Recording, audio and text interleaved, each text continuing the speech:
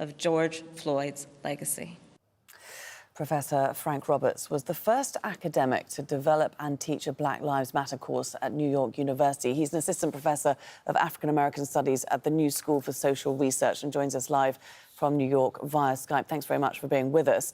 What's your reaction to this verdict delivered as resolutely as it was? Thanks for having me, Laura. Well, tonight is bittersweet. While we celebrate this particular jury decision, we have to wrestle with the sobering reality that one guilty verdict is not going to end the epidemic of police violence in the United States.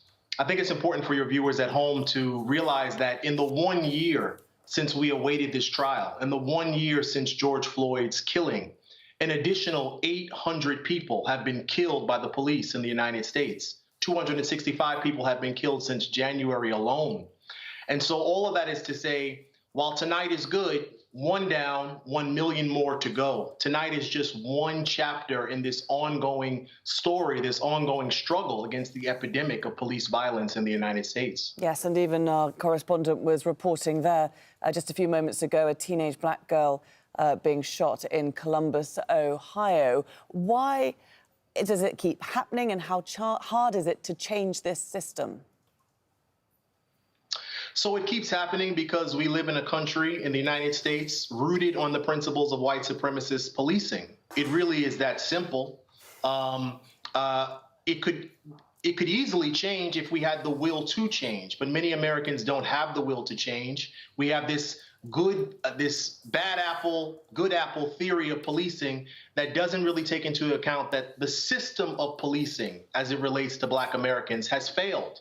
And so what we need to do in this moment is have a serious conversation about reworking that system and developing something new in the interests of a real public safety discourse. Because right now, Black people in the United States don't feel safe under the current system of policing, and so it has to change. Do you not feel that that change has begun or certainly been given a significant push by the Black Lives Matter movement? Oh, certainly. It's a great point. We would not be here today if it were not for the sustained activism of racial justice activists, Black Lives Matter activists. This jury decision is a testament to the power of protest, to the power of the people. But as you said, so much more work needs to be done.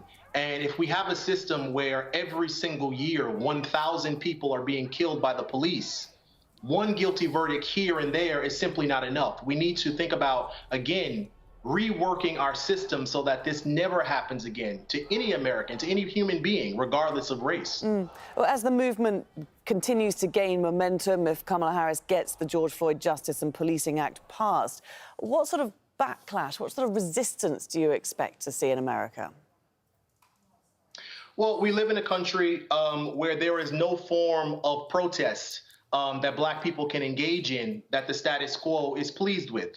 When we take a knee, the status quo is displeased. When we are confrontational in a nonviolent way, the status quo is displeased.